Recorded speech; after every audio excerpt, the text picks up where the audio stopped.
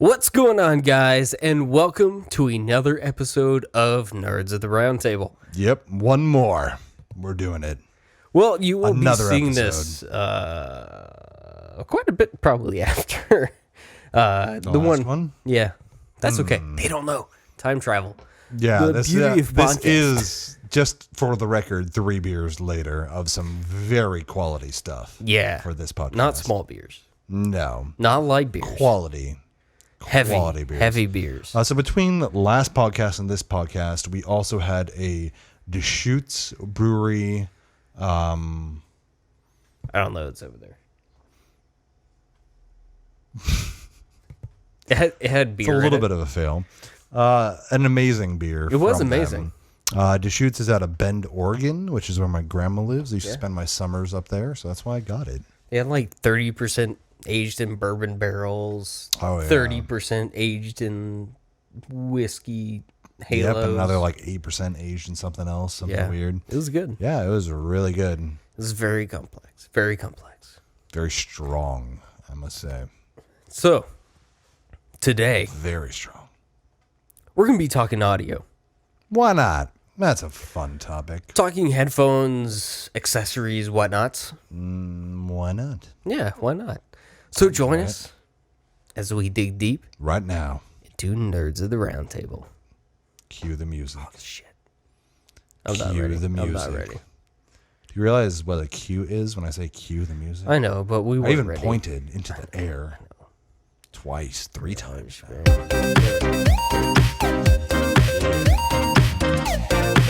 Played much faster this time. Ah, Hugh Jackman. All right. Ah, such good stuff today. So, headphones, DACs, Real quick, amps, before we get too deep, of course. I'm going to talk about something tech news, because we always do.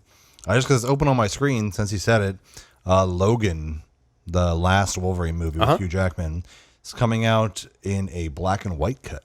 Ooh, Pretty going to be badass. that's cool. All color time properly. It's going to make, fucking grayscale balance on displays, like, really obvious. It'll probably be like a new help of a reference disc. So when you're on something to like an OLED or a plasma, seeing that contrast, oh man, it's going to be beautiful. That'll be cool. Excited for that. That and Power Rangers, the new one, is going to be Dolby Vision on Nice. Ultra HD Blu-ray. It's one of the first. Like Power Rangers, Despicable Me 1 and 2, I think, and Odd ones. one other movie are the first Dolby Vision Ultra HD Blu-rays. But James Gunn also had an interview, since we talked about Guardians 2, that the HDR pass has been already completed for a home video release. So he's pushing Disney for Guardians Volume 2 to be released on Ultra HD Blu-ray and Dolby Vision, since the timing color pass is already done. So yeah, maybe we'll see Guardians 2 on Ultra HD, which would be big because Disney be hasn't sick. tossed their friggin' hat in the ring yet because they're assholes. Someone big as that. Hard to change, It took a while for regular Blu-ray too. It was like a year and a half because they waited for the dual layer disc to come out, because originally it was only 25 gig discs. They waited for the dual layer disc, waited for the manufacturing process to mature, waited for more penetration. So they do shit like that, those jerks. That's right, she does. All right. How are they going to do us like that, Eric? What beer we got How are they today? going to do that with us? We have the Wreck Alley Imperial Stout. Man, the Who's it by? Imperials. Who's it by? Oh, Carl Strauss right here. good Have one. you been to the one in Anaheim? The Carl I Strauss? have. Across from the stadium? Yeah, over by Angel Stadium? Yeah. Yeah? Yeah. I like that one. I really like that one. Been to that one and the one over in, Costa Mesa. yeah. Yeah, Good food. Real good food. that's where we went for AMX training. Yeah, After AMX, yeah. we went to that Carl Strauss. It's like, oh, okay, programmers. First, AMX gave us AMX branded bottle openers. So like, here you go. Here's your gift, a bottle opener, because we know you're now a programmer. And now let's go to Carl Strauss. Let's go to a brewery for your dinners. What are we trying to tell you? Connect The dots. the threads there. AMX knows. They're cool. Yeah. So this is I like AMX. This is a good stout. I've really enjoyed this one. I've had it at their restaurant quite a few times. Have you now? I have. So I've always enjoyed having it.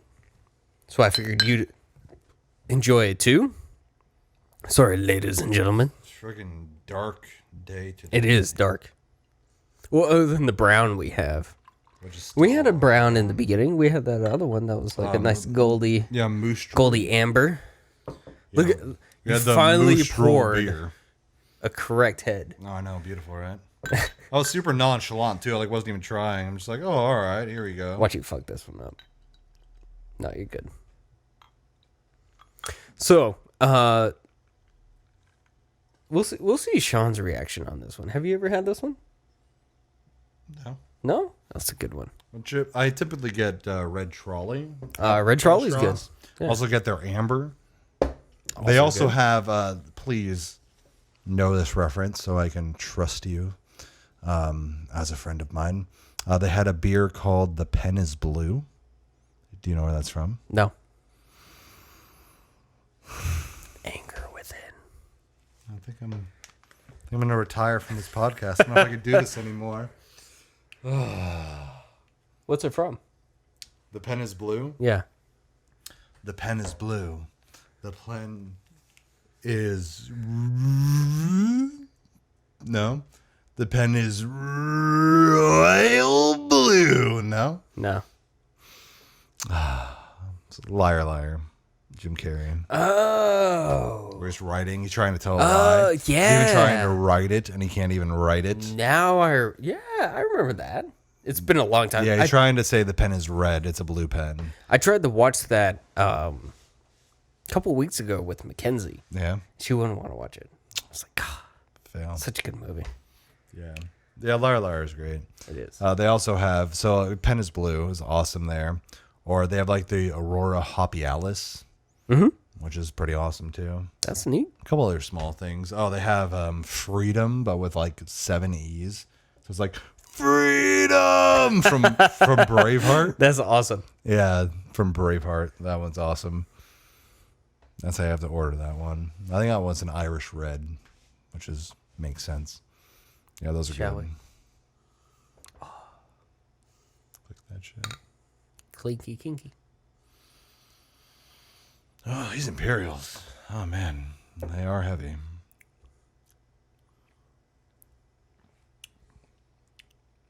This one's more chocolatey, I feel, than the other ones. Yeah. Much more chocolatey. Makes you savor. I didn't get chocolate out of any of the other Imperial stouts or the stouts in general. I did a little bit on that Stone. Did Had a you? little bit of like chocolate hazelnutty. This one's very stronger on the chocolate side Yeah. versus, I mean, a lot of stouts have a coffee flavor to them. Yeah. This is distinctly chocolate, not coffee. Yeah. A darker chocolate. Like 60%. 70. 60%? Yeah. 65 max. I don't know about that's 70. Because that close. gets super It's close. bitter. So I don't know. I'm not a fan of super dark chocolates myself. I'm a milk chocolate guy. let's talk headphones. Besides for the ladies. Ladies like that dark chocolate. That they do. Yeah. Actually, no. There's some depends. science behind the dark chocolate. You want ladies to have dark chocolate. Whatever they want. They want it dark. Oh, we just want to say, yes, ma'am. That's true. You are correct. Whatever they want. Happy wife, happy life. So, a couple years ago, probably about 2 years ago. Was it 2 years ago? Yeah. Is that accurate? Yeah. So about 2 years ago. Yeah. Okay. Started down this path of headphones. I would like the speaker realm. I was doing live sound, but you have to have space in the acoustic space to do headphone or to do speakers. You know, to do them right. If you want, Yeah, you need like a the listening room. Oh and- yeah, you need the room treatments. You need the Yeah. right distance off the walls. You need the right components on the head end. Potentially, you may need a sub if you don't have full range speakers. Oh yeah, It's a big investment that I honestly don't have the income for. Yeah. So I leaned more I started exploring the world of headphones. Even though, just for those people that want that on the budget, ELAC B5s, or even B4s. I think B4s are a thing now. But ELAC B5s on like a cheap... Do they have in-walls? Yeah, they have in-walls now too. What? On ELAC side. And the Dantes are their expensive ones. Yeah. But I was actually thinking about that for my brother because he has like a LG flat panel and just TV speakers, and they sound terrible. Like we watched the Last Jedi trailer at his apartment, and I'm like, Ugh. his experience is terrible. So I was thinking like a Pioneer 531, which is like $200 AV receiver, with like 5 HDMI's, passes HDCP 2.2 and 444 1080 and 4K 60, and everything passes. That and some ELAC B5s for those are 190 a pair. I think 200 a pair. Yeah, so like 400 grand total. I think I'll. Luckily, he doesn't listen to this, so he doesn't know this is coming. Not even family listens to this. Oh, so sad. So sad. Your sister listens to this though, right? Yeah. Yeah, I think my dad or mom. Your dad. They'll listen. Yeah. Not my dad will. Or I think my mom was talking to me about the headphone review I posted. Oh, my nice. dad showed her that. Nice. Yeah, so that is our user base. Direct family sometimes watch. That is fine. I'd rather have strangers. I don't know them. I don't have to. If they decide to shame me, I don't have to look at them in the face. So that's where starting with decided. speakers. Yeah. I had a couple speakers I bought from like Radio Shack, worked up to like Craigslist. I had a buddy that was buying really good speakers, like old speakers, back when like really good speakers were coming out of Japan for cheap. He was buying those off Craigslist, people that didn't know what they had. So I really got into it. I was like, it's a lot of money for It is. not having the space. I was in apartments and stuff like that. Yes, you can't really take advantage of them because you can't push them to levels. So that's also a thing is, like, say a speaker goes down to 35 hertz. That is -3, but that's at a full, like, say, like my speakers back there are like 96 dB sensitivity. So if they're at 96 dB as a listening level, then they can go down to, like 34 hertz or whatever it is. But if you're not listening to them as loud, say you're in an apartment, then since your level's lower, everything else is lower, and those low end notes aren't audible anymore. Yeah. So that's the other thing is when you have to listen to, light volume levels, you lose a lot of low end off of your speakers. You lose a lot of detail, lose a lot of soundstage, lose a lot. And running a sub in an apartment is annoying to other people. Yeah, that's tough. So It's a little rough. that's where I was like, headphones are cool. You can get like a bunch of different ones. You can swap quickly between them. You can do a lot more with a lot less space. That is true. And- All you need is a space around your head. Exactly. Well, I mean, for our open ear headphones, they do. We'll get annoy there. people We'll get there. Close to us, but generally speaking, you don't need this floor space to take up. No, I don't need the square footage to Yeah. listen to headphones. And you're not going to be bothering your neighbors. No. You may be bothering Yeah, people next to you. We'll that's find fine. We'll That's fine. talk about that. Who cares about them? Yeah. So Screw those people. let's talk headphones first. Headphones. We'll work our way back in signal chain. Okay. So Back to headphones source. themselves. So headphones, you have the thing that comes with every phone, earbuds. So in-ear monitors. Well, actually, let's start with driver type. Yeah, so what kind of headphones are there? So there's in-ear monitors, which are the small little drivers that you have in there that basically plug into your ears. where typically the more drivers, the better mostly. You'll have Yeah. some that have like 3 driver systems on the more expensive side. Yeah. That could be a little more capable, give you a little better results. Those are very expensive. Yeah, so in-ear monitors can be just as good as over-ears or anything like that. You can get custom fittings Yeah. so that they mold Which is to usually your a feature. ears properly. So you can have them exactly fill your ears and do like a closed space for better bass response and stuff like that. Yeah. Yeah. So there's those. You have on-ears, So which they basically are like these, the big cups. yeah. But they kind of rest on your ears. Yes, the cups are smaller and they stick out kind of onto your ears. They don't go over yours. So like my ears are inside of these cups. Yeah. They don't go inside the cups. They go like the cups go against your ears, and they'd be smaller cups. Yeah. So like the Bowers and Wilkins P5s. Yeah. I Or believe. my buddy has he has a Razer headset that is on ears. Yeah. I think Sennheiser has a couple. Shure has a couple. Sony has a couple. Are Beats on ears? It depends on the series. They have both on ears and over ears. Yeah, Sennheiser has the same thing on there, like more trendy headphones, like Momentums. Yeah. They have an over-ear and an on-ear. But the on-ear would kind of just be smaller. They just stick out a little more. Yeah. And then you have what we have, like we alluded to, were the over ears. They fit. Your ear fits within the cup. Pretty basic stuff. Well, once you know it, it's basic. They're self-explanatory. Yep, so In ears are in your ears, on ears are on your ears, over ears are over your ears. Science. So, and usually it comes down to comfort level. What you enjoy or what's comfortable to you, use case. I mean, I use my in-ear Apple earpods at the gym. I enjoy over ears for the comfort and the sound stage. Yep. I have in-ears for the gym as well. I have Motorola HD-S1s, I think, are my Bluetooth headphones, and those are in-ears. And those make sense for those situations where you don't want to bother people. And I take these to work typically, but also at work I have standard like Apple earbuds I can plug into my laptop because these, when I play loud, people can hear. Yeah.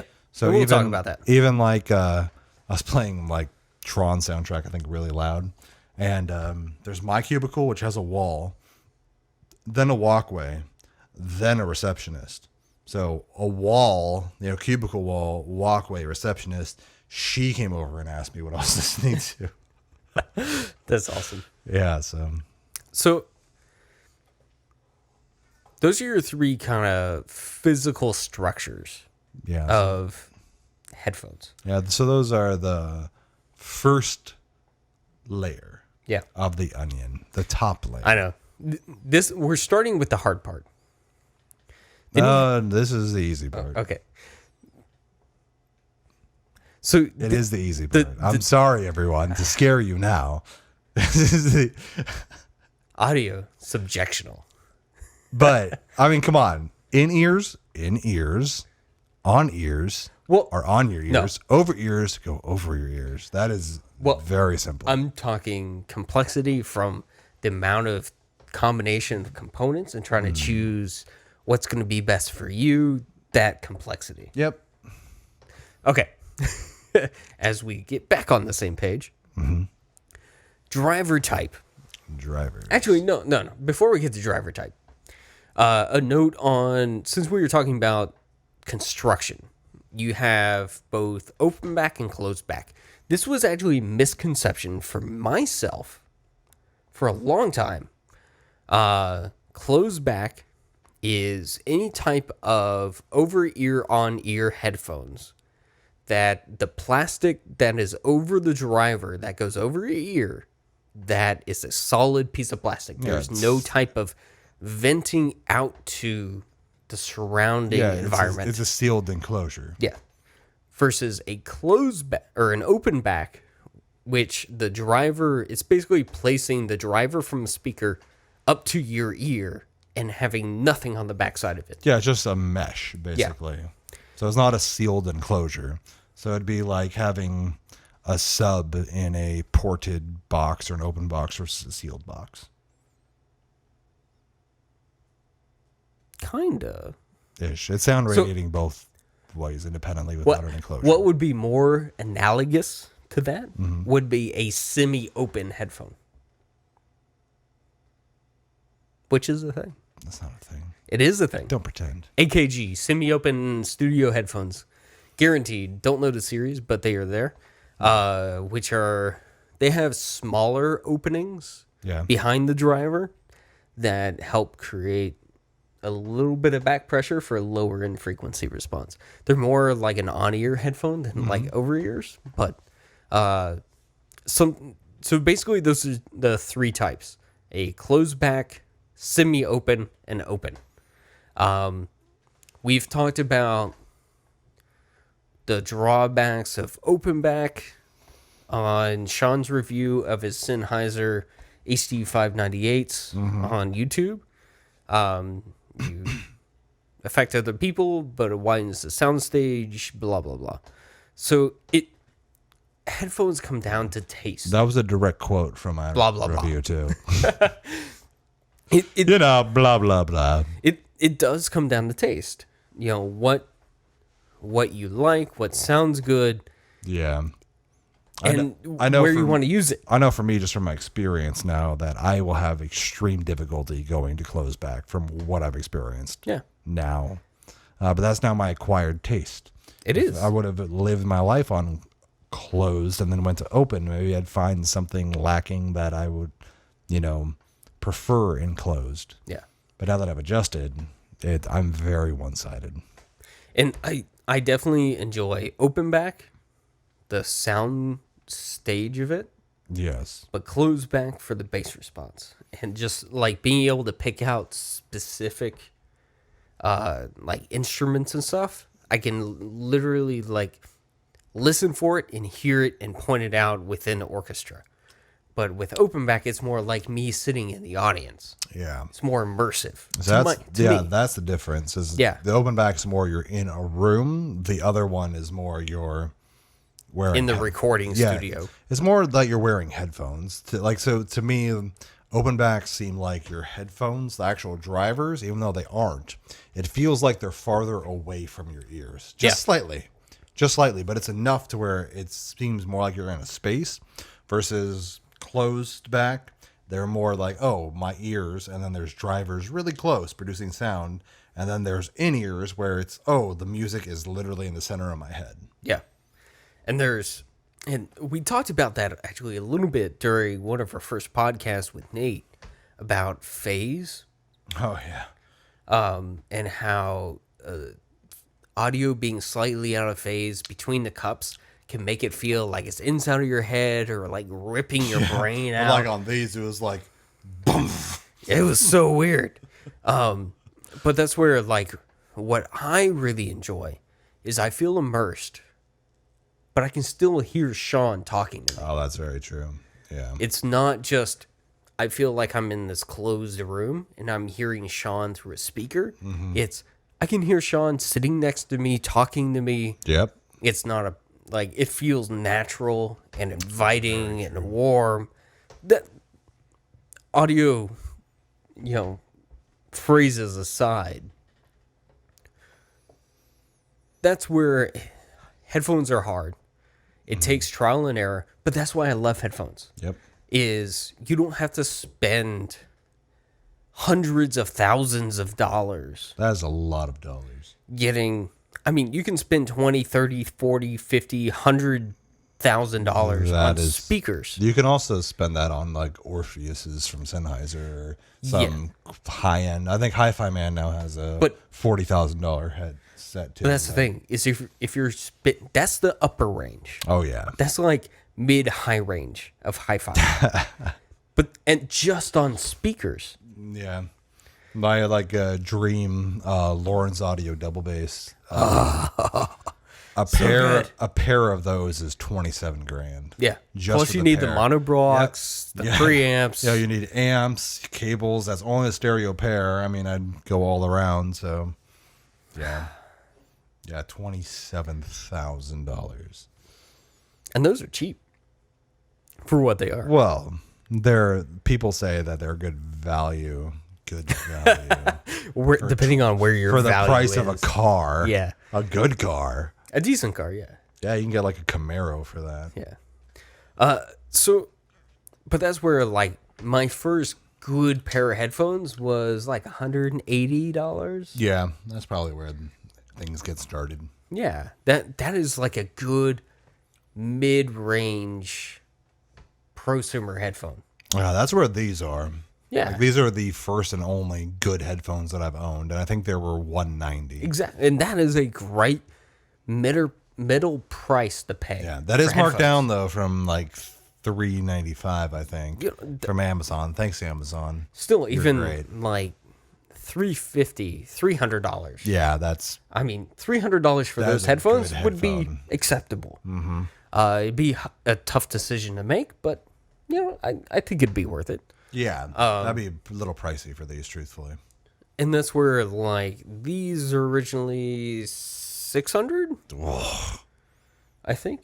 Yeah, you want to fact check? I'll me? find it for you. Luckily, they had a half price sale. Around like New Year's. Pre-ordered me a couple of them. So $449. Okay. So, So those are $449, very $450. real headphone. And these are like their entry level ish. I'm gonna see what they are on Amazon. No, they're $500 on Amazon, more Yeah. than the freaking website. $448. Yeah, $449 So is what these $450. are. Yeah, $450. So I paid like 200 ish, Oh, that's incredible. 220. Yeah, that's amazing. Yeah. Which is a little bit more than my AKGs that I had, which I'm perfectly acceptable for. I love these things. Yep. So there's two different types of drivers within the audio realm. Three.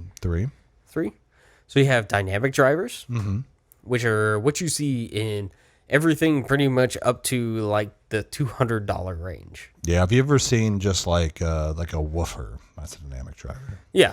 So basically, if you think of a speaker, that's what you think of is a dynamic driver. Oh, there it is. Shangri-La is Hi-Fi Man's top of the top. And it looks freaking sick. So that's the big one. This is number 3, by the way. Yeah. So number 2 are magnetic planars. Yeah, planar magnetics. Which are what I'm running right now, which is basically a thin film that has magnetic wires in between it, and it has it's like microns thin, and it uses the slight minutia between the voltage change to move the driver forward and backwards. the driver. And because it's so light, it gives you a really responsive headphone. You're not having to move this big mass of this big piece of plastic. And that's the advantage to it. Is you get really crisp highs. The lows are a little muted because it's so thin. There's you can't move a whole lot of air. Yeah, there's not a lot of mass to the driver. Yeah. And they're not super energy efficient. Yeah, that's the thing is they can be tough to drive, but yours are 30 ohm, I think. Maybe 50. I think they're 30 though. And just because Or maybe it's resistance of them, 35 ohm. 35 ohm. Yeah, which is actually really good for headphones. They don't convert it to sound super efficient. Yeah, 93 dB sensitivity. Yeah. Looks like. They're not super good when it comes to that, but that's the thing is a lot of headphones are cheap. because you can drive them with your cell phone. Which is not all not all built equal. No. Like headphone amps on phones vary dramatically. And we'll talk about that. The LG V20 sounds, incredibly better than, things that are very close to it in price or things that compete with it. The LG V20 and like the HTC 10, I think, are very good. And the iPhone 2 iPhone isn't as good strength wise, but balance wise, is very good. Yeah. And that's where, so headphones, and then what's the last category? Is actually electrostats, which are headphones, separate than planars. They're similar, but they're technically not the same because they're a balanced style signal. They work on both push and pull. Yes. So you have a thin film with magnets on both sides that send a voltage through it. They take a lot of power to run, and you have so most headphones, it works on,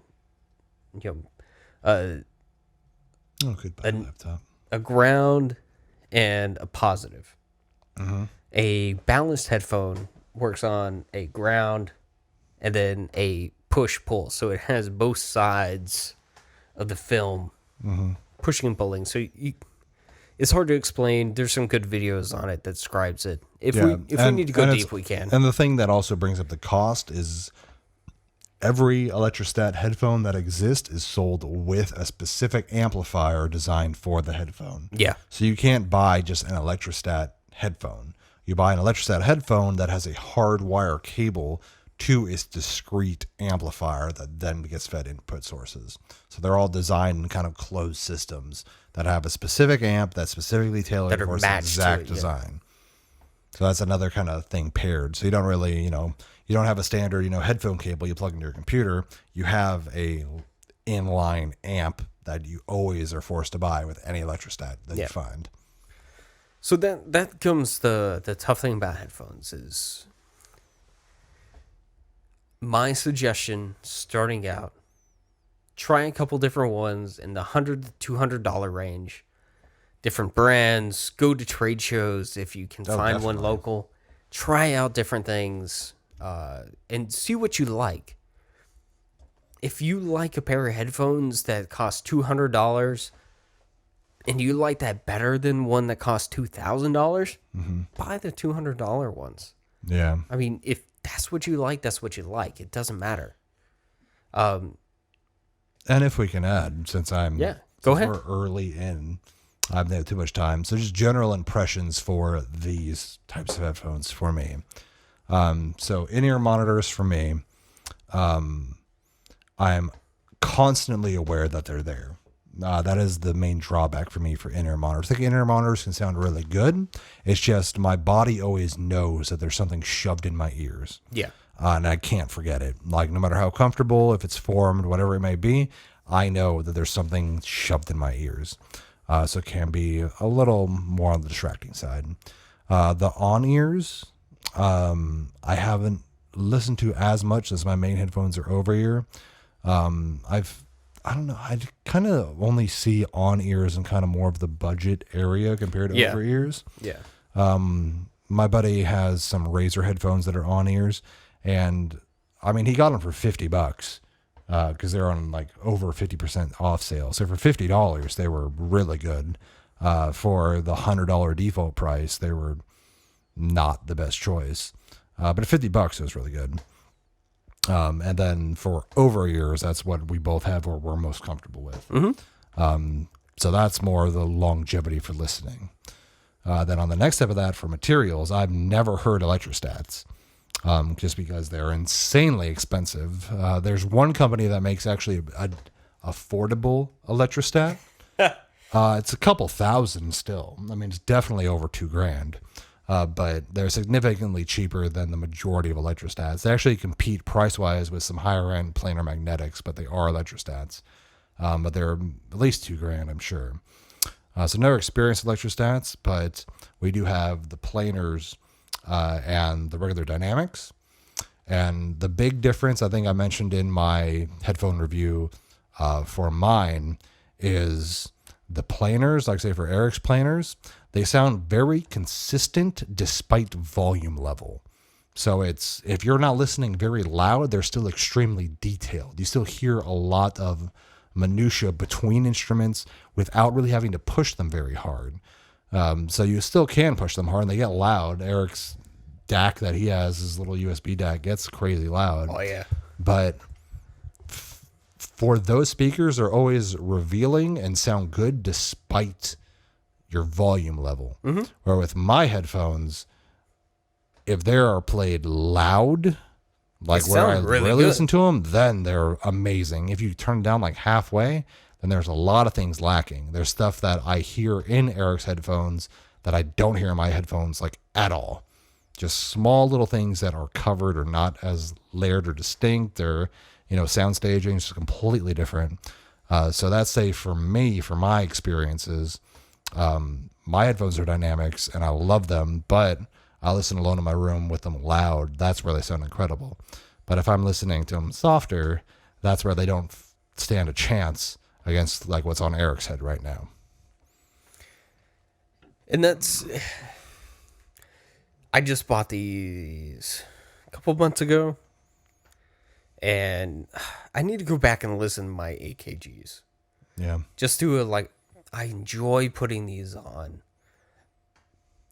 I love listening to music. You know, I would just put something on Spotify and just close my eyes and just be like, yeah. So that's one of the things though, is even though the drivers are so light, those feel a lot heavier than they do. And that comes on from your head, just the with the size of like the magnetics that have to be there. Yeah. But even these aren't super heavy.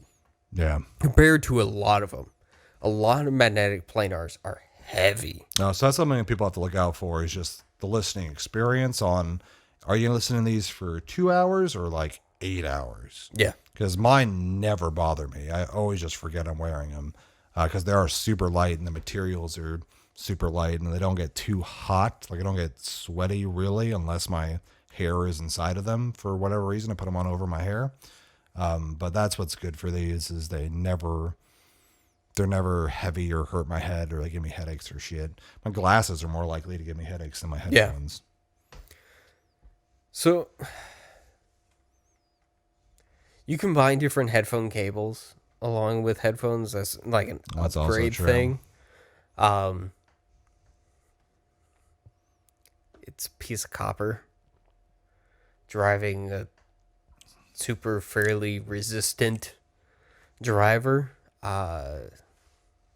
People say that it makes a sound difference. I think you should, if you're going to look at replacing your cable with a different cable than what came with it, look at something that is either one more flexible, has the connector that on, so either right angle, 1/4 inch, 1/8 inch. Well, do you think like a higher gauged cable would be beneficial for less resistance, or over this footage? No. Or 12 feet? Yeah. If you're going like a long distance, yeah. If you're going 6 feet, it's a couple milliohms. Yeah. Nothing that the system is going to recognize. But like the type of coating on it, like a braided cable or a rubber cable, the type of grommets that are on it, type of connectors, that type thing, that to me is what matters. The length, you know, like this pair, it's a 6 foot cable. I wish it was a little bit longer. I get up a little bit. Like I like yours. Yours is a little bit too long, and that's where I could make my own. Yeah, that's a benefit too, would be having multiple cables for different scenarios. Like leave a cable plugged into your computer because you're just sitting there. You only need it so far. Or unhook your headphones, or from the ear cups, not the actual computer. Yeah, or say having like I've heard people complain about headphone cables being too long because they have their phone in their pocket, they plug in their headphones, and they have this giant thing of cable coming out of their pocket. So having just like a shorter, like 3 foot, 4 foot cable for those scenarios versus a 6 foot cable for your desk or for, 12-foot cable at your desk for getting up and moving Yeah. with them on. And that's where like the headphones that I bought for gaming, the Sennheiser Game 1s, it came with two cables. One was like a 12-foot or 10-foot cable to go into a PC. It had the dual 3.5-inch for a headphone and And the mic? and the mic. And then it came with like a 4-foot like iPhone cable TTRS or TRRS. Yeah, there you go. With mic line control type thing? Yeah. Well, it didn't come with mic line controls because it's got the volume control Oh, that's true. The dial. little buttons on the inside. and it's got flip up mic. That's pretty much all the controls it needs. Like I'll use it on my PC, disconnect it from the ear cup, and then plug it into my headphones or my cell phone or my laptop if I'm entering conference or something. So I'll do that, and that's super convenient. And I was able to have it like laced in and that's like nice it's super right there. clean. And so I just like hooked the wire on top of my like wall hook that I have for the headset up on the wall, and it stays up out of the way. Like that's cool. So stuff like that is to look at, kind of find the headset that you like. Detachable cables are nice because if the cable gets damaged, you can replace it. Don't have to worry about replacing a $200 headset. Sean's does it. His is proprietary. Mine has a little rotating lock on it. Yeah. These aren't. The ones on my Sennheiser Game 1s are proprietary.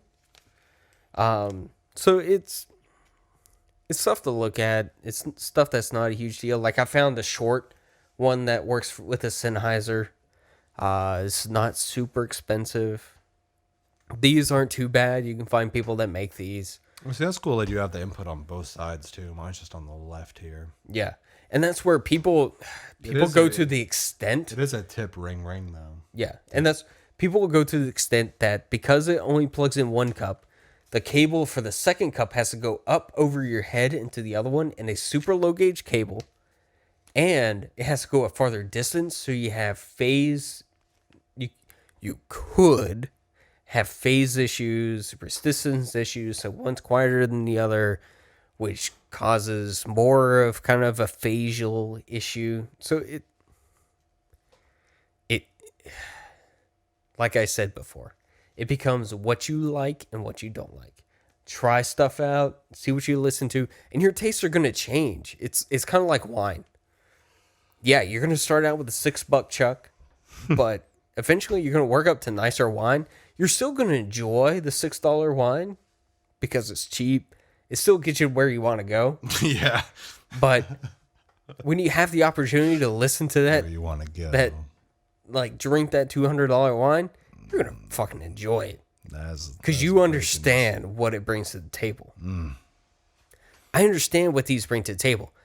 I haven't experienced that super expensive wine that is the $6,000, multi-$1,000 headphones. Yep. But I know I can't afford it, so I'm not going to try that wine because I don't Seriously. want to acquire that. Yeah. That's the problem. You want to ruin your life. No. So By experiencing I've that. already ruined it enough and other people's. So let's now that we've talked about headphones, let's work our way down the chain a little bit. So headphones, then cables. So Yep. what's that cable plugging into, Eric? Okay. Well, quickly, there's two different connectors that's going to connect to on your device. Either laptop, cell phone, computer, whatever. Well, I mean, there's balanced cables, too. Yeah. So you're going to have your 1/8 inch, 3.5 millimeter that you see on most headphones. Wink, wink, Apple. Oh, because there's a lightning cable. Oh, God. Reference right over the head. All right. Lightning connector. The worst. So you also have... Actually, because of that, also USB-C headphones are also paired in with that. Because those are things. That's true. That's true. USB-C headphones. Which is interesting delineation, but special case I'll put that into.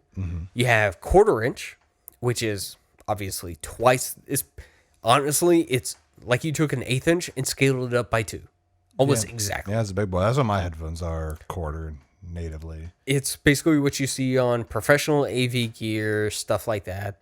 A lot of high-end headphones that have 1/8-inch cables, like mine is an 1/8-inch headphone cable, came with an adapter to 1/4-inch. Yeah, so do mine. I leave it plugged in my DAC Yeah. or headphone amp all the time.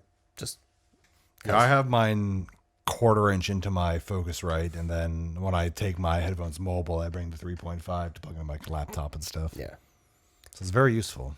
So they're cheap adapters to find if you have one or the other, whatever. It's just connecting copper. Yeah, and then balanced headphones use a 5-pin XLR. Or 4-pin? 5-pin? Yes, 5-pin. 5-pin for the ground? Yeah, plus minus ground. Ground. Yeah. So XLR is, what does XLR stand for? I forget what XLR stands for.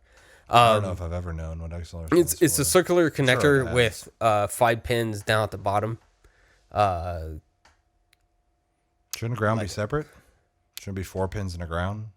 No, it's 5 pins. Is it 5 pins all the way across? Yep. Shielding goes on the outside, which isn't ground. Which is not ground. Correct.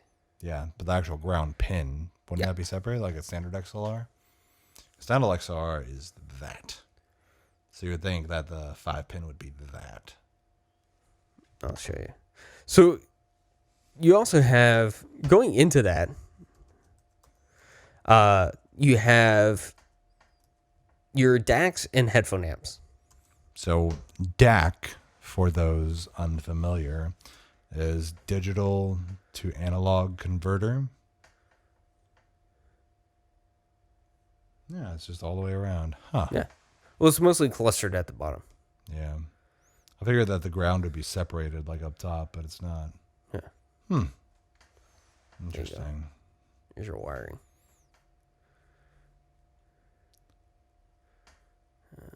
This one. There you go. There you go. There you go. You got Oh, shields on the shield. Oh, that's unbalanced. Anyways, so DACs and headphone amps. Yes. You can have separate units. You can have combined units. DACs are, it's an, don't want anagram. It's not anagram.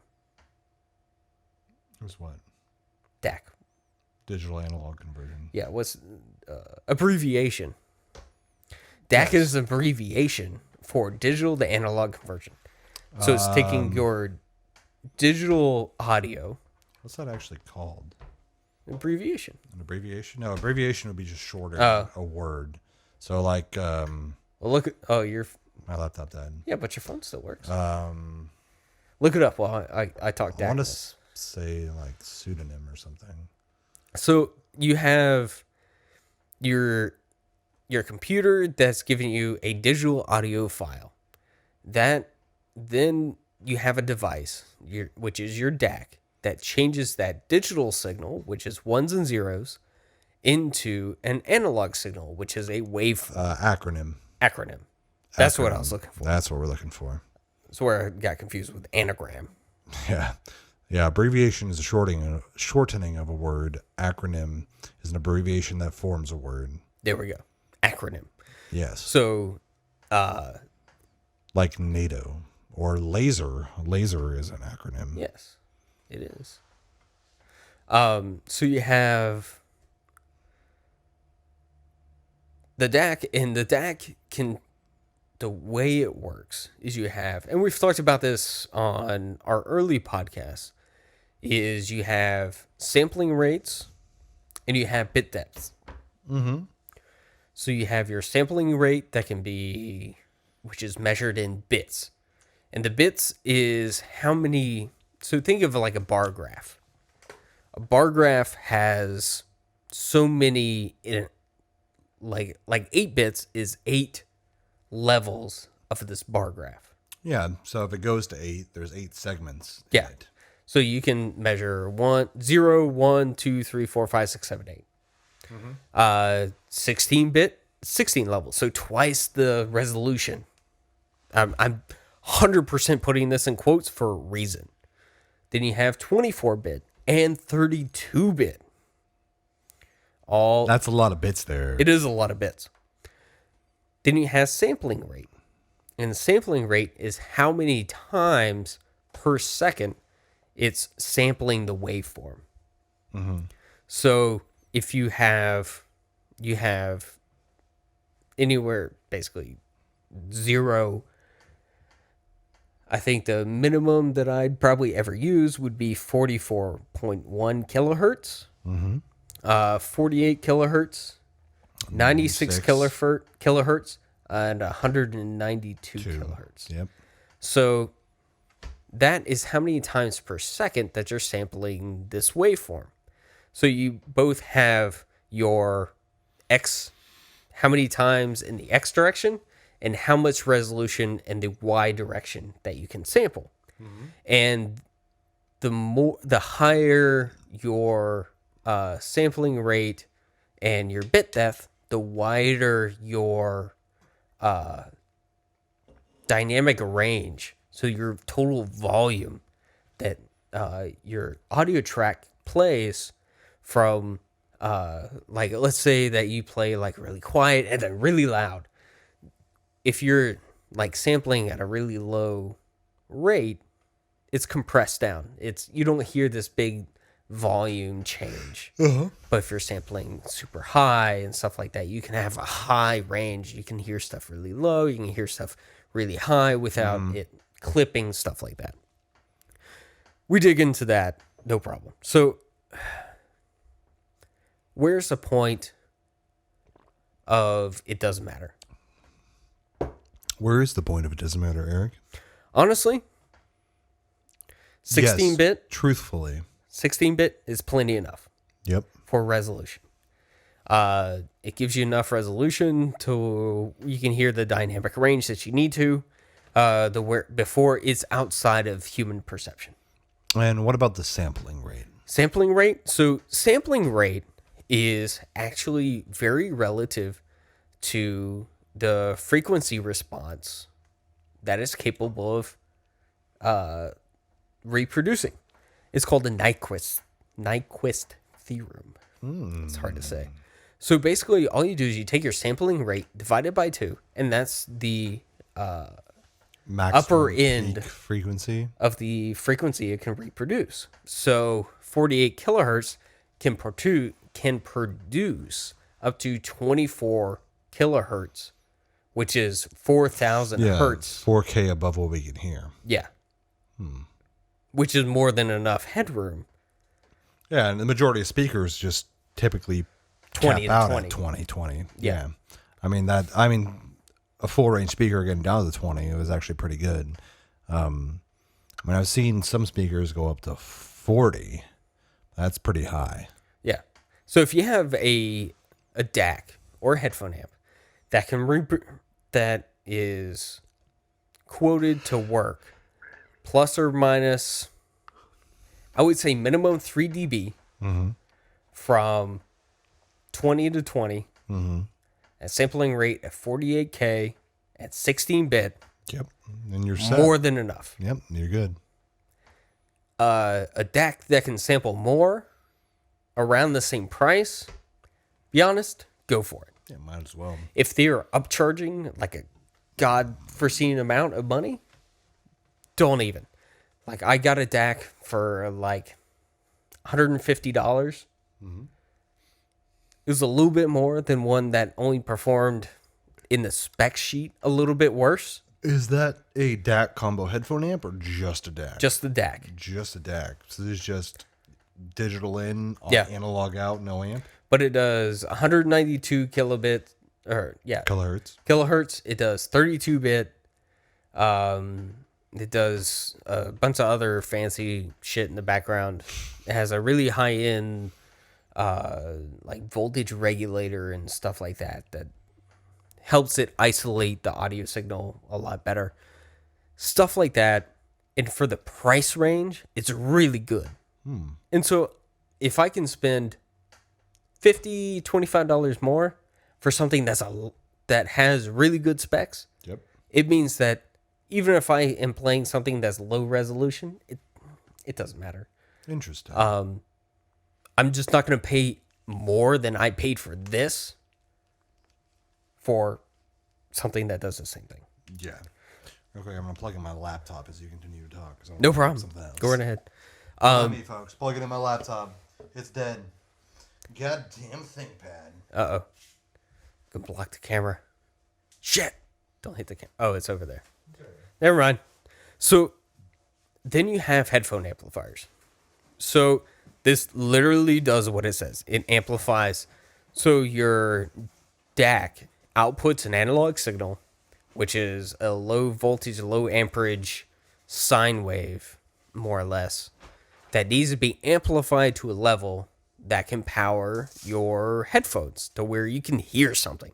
Same way an amplifier powers speakers from the audio signal coming in from your Xbox or, iPod, whatever.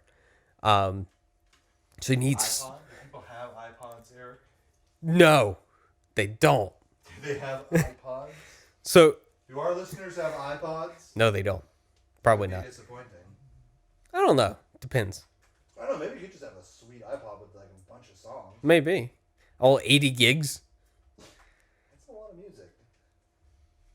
I had a 80 gig iPod photo back in the day. Oh, yeah. Good times. Good times. I had an iPod video. Oh, shit. Good old days. So, basically, the things that you really look for on the headphone amp are two things. Power. How much power it can reproduce. Well, I guess three things. The how level it is. Over a frequency response. So like the ones I got, actually I'll pull up the spec so I don't speak out of turn. Yeah. And how much total harmonic distortion at those levels as well. Yes. And I was thinking about the noise floor. Signal noise ratio. That is very important. So if you have something, just because it can make it loud, doesn't mean it's good. It doesn't mean it's clean. Yeah, because you can have something that will power your headphones to a loud level, but it can introduce a lot of background noise, a lot of hiss, stuff like that. So it can... You had a different version, though, didn't you? I did. Ooper, there you go. So the total harmonic distortion, which the abbreviation is THD, is less than 0.003% from 20 hertz to 20 kilohertz. That is good. That is really good. The signal noise ratio is greater than 102 dB, unweighted. So this is a big thing with audio. That one's tough, I feel like. Because I think I've seen like PC parts that go up to like 124. That is the DAC, not the amp. Oh, yeah, okay. And that's where this is unweighted.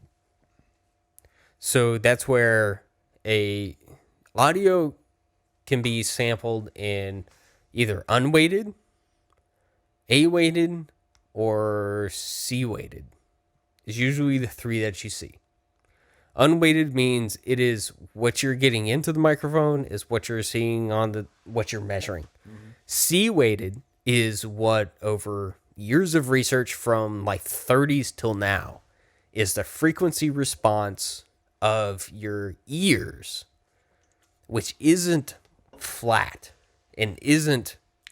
It depends on the volume, stuff like that. It's interesting stuff to look up, and A-weighted is usually used when you're measuring ear damage for like OSHA requirements and stuff like that. So the fact that someone is saying unweighted, usually they say C-weighted, because the audio is tailored to your ear's response, blah, blah, blah. But that's what the headphones' purpose is. It's not the amp's purpose. It's not the DAC's purpose to make audio sound good for your ears. It's either the source's purpose, yep, or the headphones purpose. So that's stuff to know. And what we're looking at here for these stats for yours personally is the... And then the wattage.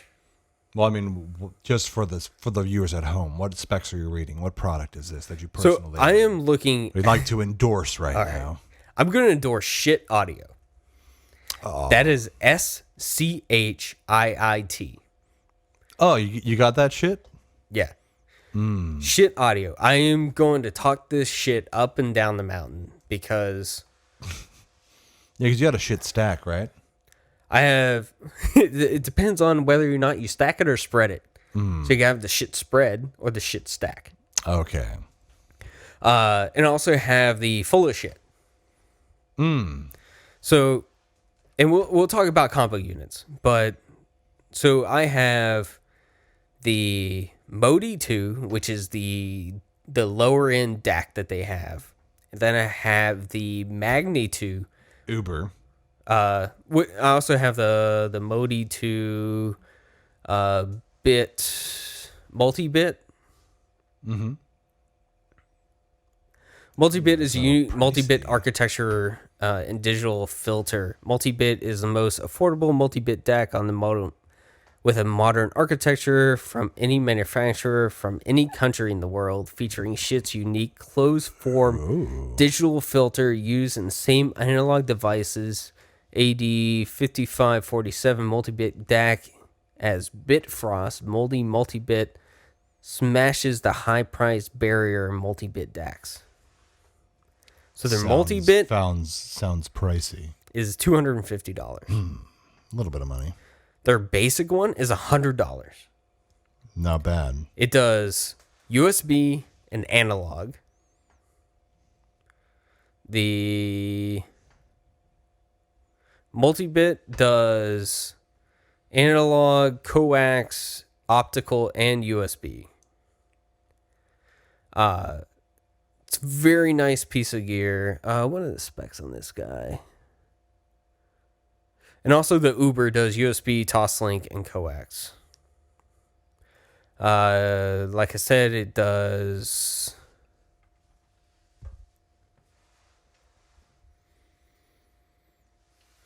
$192.32. It shows up as 32. It says 24. Then I don't understand that. It's weird. Okay, so let's see here. Just scrolling down. Excuse us. So let's look while you're scrolling. Just a couple other ones that I think we've looked at. Here you go. Frequency response: 20 to 20 kilohertz, plus or minus 0.1 dB. Oh, that is solid. So the better you can find this, the flatter you can find this frequency response, which means the lower the dB number, the better. Because that means it is not affecting the audio signal chain. It strictly comes down to the source and your headphones. Just putting that out there. So a couple other... actually, is this one just an amp or just a DAC, or is it both? The multi-bit total harmonic distortion 0.006 at max output. Also good. That is balls. So this one's a headphone amp, or is it just a DAC, or Just is it a both? DAC. Just a DAC. 104 dB, greater than 104 dB, reference to 1.5 volt RMS unweighted, which is really high. 1.5 volts RMS. That's Yeah. So I'm looking at pro level. I'm looking at the JDS Labs The Element, which is another recommendation from me. So a noise A weighted is at 108 dBu, but that is at that A weighted. It's not unweighted, which is very interesting. So just a couple other ones. So there's the Shit, which is the shit. JDS Labs Element is another really badass one, or one that I was looking at too for mobile devices. Because that HTC 11U that I'll probably be buying once I can pre-order and get it. You'll see a review eventually, hopefully close to launch day. Will not have a headphone jack. So no headphone jack. It'll just be USB-C. So I was looking at the Oppo HA-2SE, which is a portable amp, DAC, and also a battery bank. So you can also charge off your device while you're using it. This one's $299. That's not bad. It's a cool little design, though. It's small, has a nice volume rocker, has a leather kind of case, metal build. This one looks actually pretty cool. Yeah. It's supposed to be good. Oppo makes some good stuff. Oh, they make ridiculously good stuff. Their Ultra HD Blu-ray player is amazing. That's where shit makes all their stuff in the U.S. I got the... Oppo's straight Chinese. Yeah. But like premium Chinese. Oh, it is very good. I'm not downplaying that at all. I got the Magni and Modi, which is considered the shit stack for my desktop. And then I got the Full of Shit, which is a little portable guy. USB powered. It powers my headphones loud. I actually got the old version. There's Full of Shit, and there's the Full of Shit 2. You actually buy the Full for $60 on closeout. Really? And the version 2 for $100. Not bad. To get what should be audible sound differences. Yeah. He uses, looks like a micro USB on this guy too, on the big guy. It's got lined ins, lines out. He got some good stuff on it. It's very, very good stuff. And for the price, it sounds amazing. And that's where the higher price headphones, they take a lot of power to run. Yep. And like with Sean's headphones, he says that they sound better when you push them louder. You need a good amplifier to push them louder. Something very true. Your headphone or your cell phone may be able to push your headphones loud or to a decent level. Ish, yeah. But they won't have the frequency response at those levels. Oh yeah, it's dramatically different going off of my iPhone versus like on my computer stack. I have a Focusrite 6 in, 6 out USB interface, and the headphone amp on that demolishes what I get off my phone. Yeah. And that's where your cell phone, the size of it, the fact that they fit a DAC and amp into that, and I fit, and the DAC and amp that I have at home is like, versus this huge. Plus, they're going off of very low power states, like not draining the shit out of their batteries. It's impressive for what it is. DSP and all this stuff. Yeah, it's really good. So, and that's where. Real quick, I don't know if this is a thing, but PCM on this Oppo DAC is up to 384 kilohertz, 32-bit. And that's where we're starting to get into DSD files up to 12 megahertz. That's just ridiculous points of spec sheet gouging. Yeah. What's the other guy that I have? What's the other DAC? Headphone. Well, there's also that Firefly DAC that people like a lot from AudioQuest. Yeah, that one's good. Which is surprising because AudioQuest makes a lot of really expensive cables, like HDMI cables and shit that you should never buy. I was surprised that they had something so widely praised with good reviews, and that wasn't an extraordinary high price. Yeah, it's not. A lot of people use that quite a bit. Yeah, the Dragonfly 2, I think it's called, from AudioQuest. They make a couple different versions.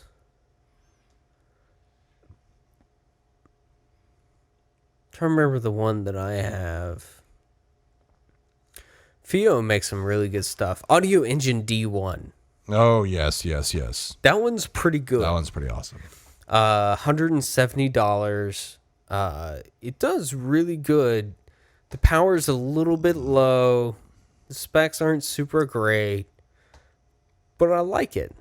Well, you know, it's also awesome for this Oppo. What I'm seeing here, I'm pretty sure it has a 3.5 in and a 3.5 out. But if you switch it to a USB mode, it can turn it into 2 headphone outputs. Nice. So instead of having to use like a splitter or something between headphones, you can just plug 2 pairs of headphones into it directly. So like on the Audio Engine, it does 10 to 25K plus or minus 0.5 dB.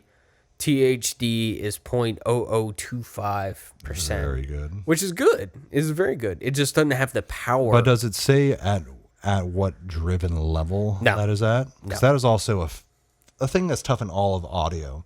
Like you'll see it on AV receivers a lot for consumers. It'll say total harmonic distortion levels, but it'll say 2 channels driven or 1 channel driven, not necessarily with all channels driven. So when you're actually watching a movie and there's surround sound going on, all the channels are active, the numbers could be dramatically different than what's quoted on the box. Yeah. And that's where, like, someone like Shit Audio, they're calling out total harmonic distortion at 1 volt RMS or signal noise ratio at 1 volt RMS. Stuff like that. Because they're audio guys. It's an audio engineer. This is what you're getting. This is what I'm measuring. Make whatever judgments you want. There's no marketing BS here, which I appreciate. So you're going to see stuff, cables, that there's going to be ungodly prices for. It's scary. murky waters out there.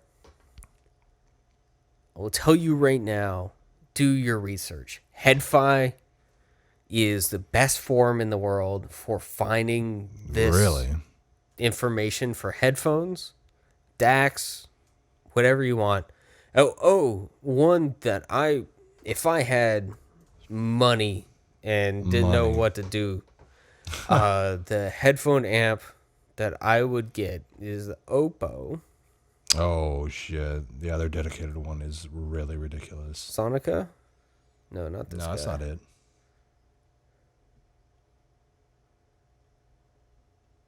Come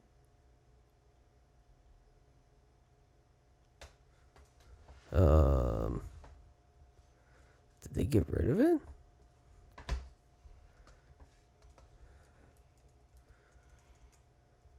They have. They've refreshed it. HA-1 headphone amp.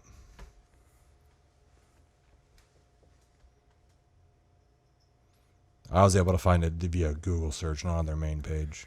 Huh. But this would be the HA-1 headphone amplifier, DAC and preamp from Oppo. $1,200. But it is all kinds of beautiful. All kinds of beautiful. It does wireless, Bluetooth, balanced, unbalanced, digital, analog. It's got different screens you can choose. It does balanced out for OLED screen headphones. on the front. It does real time like levels and frequency graphs. Built like a fucking tank. Oh, it is 13 pounds. This thing, 13. So it is definitely murky water. Negative 120 dB for wow. Oh, actually, yeah, up to 135 dB of volume with 120 dB noise floor. Wow. That's amazing. Yeah, that is beastly. And that's where stuff can get hard because you have the headphones, you have the cables. You can be a lot of money deep into this. Yep. Just for great audio. And definitely get crazy. As long as you're buying good music, CD music, or from what's the website?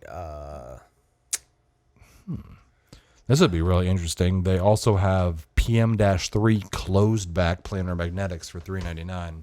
I think it'd be really interesting to put these against the mono price planar magnetic open backs that are $299. Yeah, I think that'd be a very good comparison. I'll buy my music from HD Tracks. I believe they do all high resolution music. You can buy it whatever resolution that you want. That's pretty awesome. You should buy FLAC. Nice. So you can choose whenever you can do audio, Apple lossless audio codec. You can do FLAC. You can do Wave. Choose your sampling rate, 192.24, 96.24. They also have the PM1s for $1,100 as well. So, jeez. You need a good music. You need a good DAC, a decent amp, good headphones. So about that on sources, since you mentioned it, We just gotta do it quick. I mean, right now, probably the best source I think would probably be, as far as pure quality, doesn't Tidal have the highest sampling rate and bit depths for streaming? It does for streaming. As far as like as mobile streaming audio codec, I think Tidal has other than Plex. obviously. Plex has now updated their mobile apps to support FLAC That's badass. and other lossless audio codecs. Yeah, I mean, I use Google Play Music. You use Spotify. Yep. My buddy Adam uses iTunes Music for I don't know why. I've used it before. But The same quality level as Spotify. yeah, Pandora I think has if you buy Pandora 1, you get a higher bit depth. It's still lower than. We did a podcast with like a screenshot It was. like of all of the services and their bit depths and sampling rates and how much they cost and their supported features. So you guys should look that up as long as it's No longer available. like as long as it's after 14, I think. So, That was good. We ended up recommending Spotify. So now yeah. with say between now and then having higher end headphones, having these nice things, and using and experiencing services, do we still think Spotify is the number one recommendation, or would you say streaming Tidal's service? Yes. like has Tidal caught up, or like convenience wise, what do you think? For convenience, balance of quality, I would say Spotify. You can download high quality music. You can choose the quality that you want to download. You have the widest range of music. The algorithms for suggesting music and stuff like that is really good. It's hard for me to suggest anything other than that. Once you're going though to like high level like DACs and stuff, you're going to be buying your music anyways for the most part, stuff that you really like. So I use Spotify for exploration, like when a new track comes out or a new album. I listen to it on Spotify, really enjoy it, I'll buy it. Yep. And I'll buy the high-res version like Nickel Creek. They came out with a CD a couple of years ago, had really good guitars, really good imaging and stuff like that I bought on high-res FLAC because I loved that for audio testing. It was amazing. So I bought it. And that's how I kind of treat that stuff. And then I just put it on Plex, and I run Plex for streaming my uncompressed stuff. Yeah, and I feel also that just the benefit of the user base for Spotify would also be useful just for generally like stuff like sharing playlists. Yeah, that's so pretty giving awesome. people like links to music. Like I've given links to people before for a track. I'm like, oh, listen to the song. It's amazing. And I'll send them a link, but it's from Google Play Music. They don't have Google Play Music, so they can't really listen to the songs directly.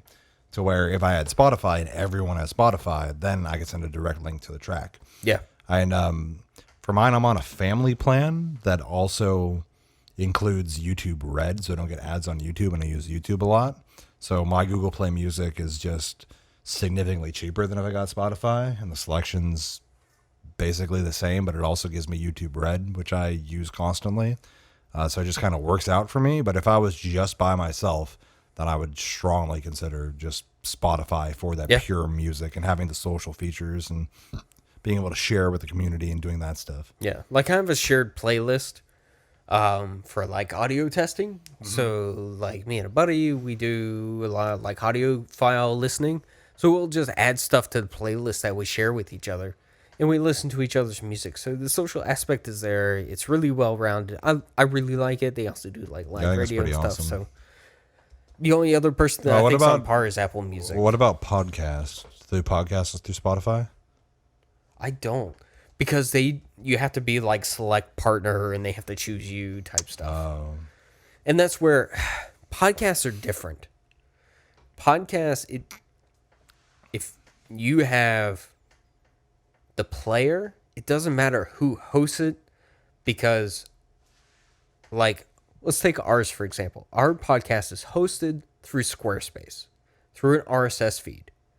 That RSS feed is just fed through Google Play and fed through Apple.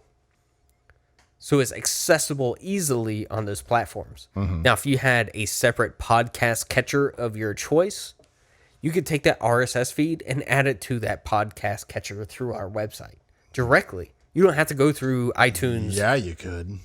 It's super easy. It's click the link type stuff. So that's a whole nother kit and caboodle. We're going to be talking a lot more about headphones and audio, especially tying into the DSP structure and stuff like that in the future. We're going to be doing a comparison. This is step 1 Yes. of headphone comparisons.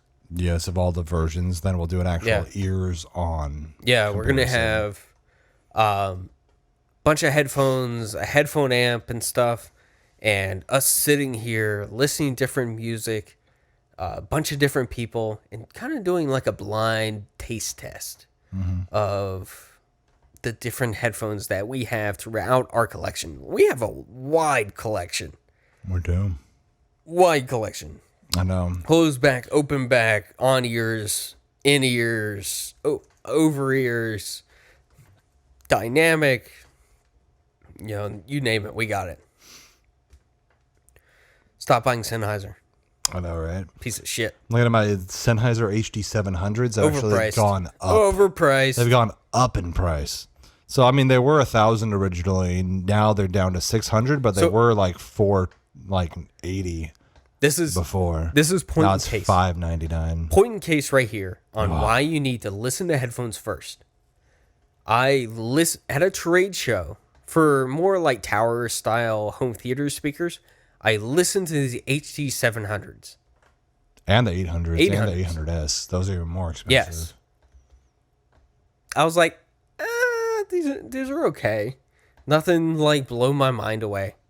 I put these on in a just like a DSP kind of demo, and I was blown away. I was like, fuck, these are good. How much are these? What? And I'm probably more likely looking towards the Oppos or the Monoprice. That is okay.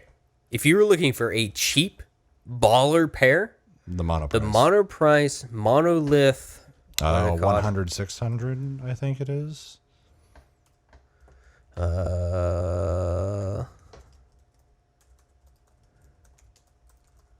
actually have really cool headphone amps too, truthfully. They do. M1060. Yes. So M1060s are $299. They're open back planar magnetics. These and are they have crazy good reviews. These are basically what I've heard. They're $300. They run par with $1,200 headphones. I believe it. Oh yeah, they're even paired with their headphone amp. So the headphone amp I actually really want. And they're in stock. Well, actually not their headphone amp. I want their Monoprice's general. They have an amp for monitors. Yeah. So my dream setup, which should be attainable, actually. Well, before we go, we don't want to go down this road. We've talked about this before. We have. You all know. So if anybody's looking at these headphones, the one recommendation that I've heard is if you take off the metal grill that's over the ear cups, take out the foam insert, you get a little more brightness out of it, and it sounds a little more even keeled. Interesting. It doesn't make a huge difference, but the cups on these are really good. These are amazing headphones. Even the lower end ones, the M560s, they're a hybrid, closed back, open back. They have like a wood finish or a wood puck that goes over the ear cup that is magnets hold it on. So you get Interesting. both worlds. It's better open back than closed back. And the ear cups are magnetic, so you can replace them with higher end ear cups that are better. It's still $200. I would spend the extra money on the big boys. The 1060s. Spend an extra $100. I I haven't heard anything bad about these. Yeah, and the thing is, they're very casually mono priced. They don't have like mono price on the sides of them. They have like their M kind of a fancy M logo on the side, but it'd be very interesting to have people listen to these and not tell them they're mono price. Because some people have kind of a stigma against mono price products because they are sold at basically no margin, so they're very affordable. Well, it's their monolith, not their monolith logo. So it'd be interesting to tell people, oh, they're Monolith M1060s. So people can go, oh, these are incredible. And they're like, oh, yeah, Monolith is the line from Monoprice. And then what? What is Monoprice? Yeah. Don't say that. Everyone knows. You all should know what Monoprice is if you're listening to this. Please. They were not a sponsor for the longest time. They're still not. Those jerks. They don't talk to us. So, we'll just buy more Monoprice stuff. Monoprice has some good stuff. If you're looking for cables, amps, whatever, at least get started. Great stuff. It's where like this mic stand and microphone and cable. Yeah, or stuff like if you want to buy speaker cable, like to run to your speakers, that stuff, and Ethernet cables, patch cables, fiber jumpers. We would buy fiber, like fiber from Monoprice, 10 times less than anywhere else. Oh yeah, we ran into the scenario where we bought pre-terminated certified fiber jumpers from Monoprice. Cheaper. $20? Well, it was cheaper to buy the pre-constructed cable certified with ratings and measurements than it was to buy one fiber connector. What? So it's like, okay, I can buy. So it's 1 out of 4 I can connectors. buy a patch cable or, cheaper than buying one connector. That's not including the connector on the other side. You need 4 considering connectors. the cable. 2 LCs per side. Yeah. 4 connectors, the cable plus the labor to terminate it all. Which all that takes time. like 20 minutes a connector. Yeah. So, Monoprice for fiber jumpers is incredible. It is. That network patch Even their cables, Cat USB 6. cables. Yeah. So All that stuff. check their stuff out. If you like it, let us know. If you don't, we'll send it straight to the trash can. We ignore bad stuff. Only if we got some bad stuff. Send us some bad stuff. So that it'll be something. Yeah. I'll take some bad We stuff. like notes. We like your feedback. So, if you guys from this podcast have been triggered, I wouldn't say triggered, empowered to explore audio, let us know. Let us know what you buy. Let us know how you like it. If you need feedback on what you're looking at, let us know. We'd be happy to give you some type of, go with it. Or, no, here's some feedback. Maybe this product may be a little bit better depending on your situation. Yeah, or this is good if the following is okay with you. This reason, this reason, this reason. Yeah, exactly. Like, that's why we're here. We're here to be your sounding board, and we get exposed to this stuff every day. It's what we're passionate about. True. Not just our job. It's stuff that we personally purchase and live with every day. Mm-hmm. That's why we're here. That's why we're here to talk to you guys, is because we love it. And we're spreading that love to you. Oh, such good guys. Spreading the love. So, on that note, join us next time. On Nerds of the Round Table. I am Eric. And I'm Sean.